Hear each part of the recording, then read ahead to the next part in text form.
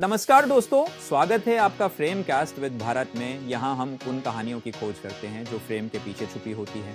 मैं हूँ आपका होस्ट भारत और हर हफ्ते हम लेकर आते हैं कुछ खास। तो आइए शुरू करते हैं आज की कहानी, because every great story deserves to be heard. कहानी शुरू होती है दक्ष प्रजापति से, जो भगवान ब्रह्मा के पुत्र थे। दक्ष बहुत ही अहंकारी और प्रतिष्ठित राजा थे। उनकी पुत्री सती भगवान शिव से विवाह करना चाहती थी, लेकिन दक्ष को यह विवाह पसंद नहीं था। उन्हें लगता था कि कैलाश पर्वत पर रहने वाले राख से लिपटे भूत प्रेतों से घिरे शिव उनकी पुत्री के योग्य नहीं है। फिर भी सती ने भगवान शिव को पति के रूप में स्वीकार किया। शिव और सती का प्रेम असीम था, सरल, पवित्र और अटूट। समय बीतता गया। एक दिन दक्ष ने एक विशाल महायज्ञ आयोजित किया, जिसमें सभी देवताओं को आमंत्रित किया गया, परंतु भगवान शिव और सती को नहीं। जब सती को यह पता चला तो उनका हृदय टूट गया। उन्होंने सोचा, तो दक्ष की पुत्री हूँ, मुझे वहां जाने का अधिकार है। भगवान शिव ने उन्हें रोका, कहा, जहां अपमान हो वहां जाना आत्मा के लिए विष है। लेकिन सती अपने पिता के प्रेम और अहंकार के बीच फंस गई और अंततः यज्ञ में पहुंच गई। जब सती यज्ञ स्थल पहुंची तो उन्होंने देखा कि वहां कोई भी भगवान शिव का नाम तक नहीं ले रहा था। दक्ष ने उनकी ओर देखा और अपमानजनक स्वर में कहा, तुम्हारा पति तो भस्म से लिपटा एक योगी है, देवताओं के बीच उसका कोई स्थान नहीं। सती का हृदय जल उठा। वो बोली, जिस शरीर से मैं तुम्हारी पुत्री कहलाती हूँ, आज उसी शरीर को त्यागती हूँ। और अग्निकुंड में कूदकर उन्होंने अपने प्राण त्याग दिए। जब भगवान शिव को सती के देह त्याग का समाचार मिला तो पूरा कैलाश कांप उठा।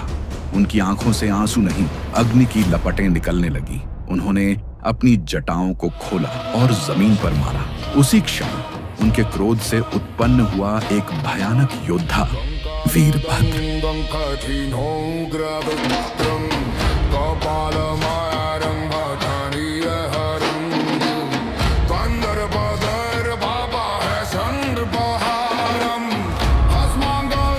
वीरभद्र का शरीर अग्नि के समान धधक रहा था। उसकी आंखों में ब्रह्मांडीय तूफान था। भगवान शिव ने आदेश दिया, जाओ दक्ष का यज्ञ नष्ट कर दो।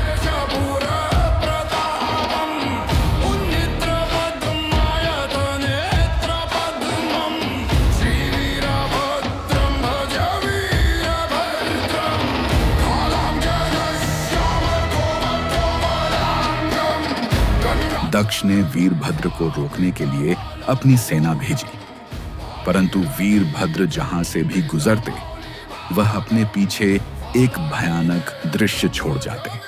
वीरभद्र तूफान की तरह यज्ञ स्थल पहुंचे। देवता, महर्षि और यज्ञ में उपस्थित सभी डर गए। वीरभद्र ने यज्ञ मंडप को चीर दिया। देवताओं के रथ उलट गए और अंत में उन्होंने दक्ष का सिर काट दिया। पूरा यज्ञ स्थल राख बन गया, क्योंकि यह सिर्फ बदले की बात नहीं थी, यह अन्याय और अहंकार के अंत की घोषणा थी। परंतु जब भगवान शिव स्वयं वहां पहुंचे और उन्होंने दक्ष का शरीर देखा, उनका हृदय करुणा से भर गया। भगवान शिव ने दक्ष को पुनर्जीवित किया, पर उसका सिर उसके कर्मों का स्मारक रहे। भगवान शिव ने दक्ष के सर की जगह बकरे का सर लगा दिया। दक्ष ने भगवान शिव से क्षमा मांगी और यज्ञ तब पूरा हुआ जब शिव स्वयं वहां उपस्थित हुए। वीरभद्र कोई साधारण योद्धा नहीं थे। वे शिव के भीतर छिपे उस रूप का प्रतीक हैं जो अधर्म और अपमान को सहन नहीं करता।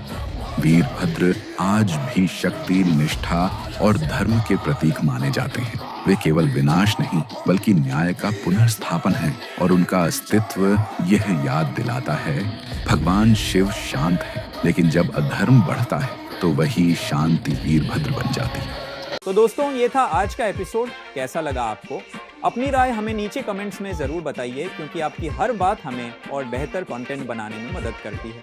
और हाँ, अगर वीडियो अच्छा लगा हो तो लाइक और शेयर करना ना भूलें। अगर आपको भी ऐसी चलती फिरती कहानियां पसंद हैं तो चैनल को सब्सक्राइब करें।